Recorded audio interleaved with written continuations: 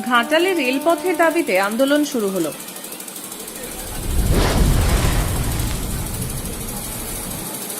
স্বাধীনতার ৭৫ বছর কেটে গেলেও বাংলার নবজাগরণের প্রাণপুরুষ ঈশ্বরচন্দ্র বিদ্যাসাগরের জন্মভূমি ঘাটালের বীরসিংহ গ্রাম আজও যোগাযোগ ব্যবস্থার অন্যতম প্রধান মাধ্যম রেল ব্যবস্থা থেকে বঞ্চিত। ঘাটাল মহকুমা এলাকার বাসিন্দাদের এখনও যোগাযোগের অন্যতম মাধ্যম সড়ক পথ, সেটা ঘাটাল পাঁশকুড়া রাস্তা। সম্ভবত রাজ্যের মধ্যে ঘাটালই একমাত্র মহকুমা যে মহকুমাতে কোনো রেলপথ নেই। এই মহকুমা শহরের কাছাকাছি স্টেশন বলতে ৩৪ কিলোমিটার দূরে পাঁশকুড়া এবং ৩৫ কিলোমিটার দূরে চন্দ্রকোনা রোড।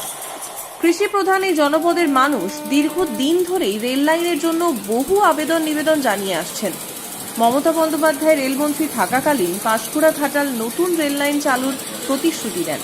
মুকুল রায় রেলমন্ত্রী থাকার সময়ও ঘাটালে এসে পাঁশকুড়া ঘাটাল চন্দ্রকোনা রোড এই রেল লাইনের কাজ দ্রুত শুরু হবে বলে জানিয়েছিলেন। সেই ঘোষণায় স্বপ্ন দেখতে শুরু করেছিলেন এলাকাবাসী।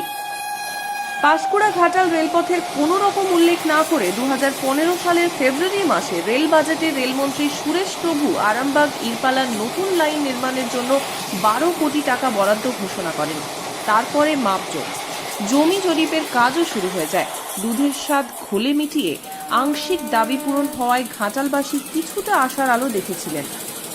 ৮ বছর কেটে গেল, সেই রেলপথের বিষয়েও কোনো খোঁজ খবর নেই।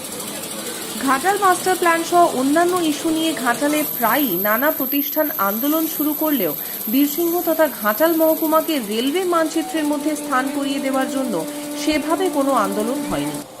জনপ্রতিনিধিরাও এ নিয়ে কোনো উচ্চবাচ্য করেননি।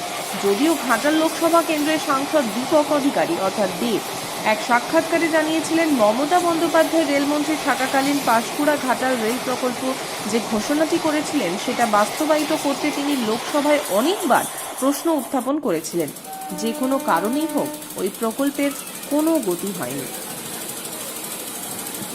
বর্তমানে প্রসেনজিৎ কাপাস, ঝন্টু চট্টোপাধ্যায়, অর্ঘ্য চক্রবর্তী, তাপস মিশ্র, বিবেক ঘড়ুই প্রমুখের মতো ঘাটাল মহকুমার বেশ কয়েকজন বাসিন্দা ঘাটাল মহকুমার সঙ্গে রেল যোগাযোগ স্থাপনের জন্য বিশেষ উদ্যোগ নিয়েছেন।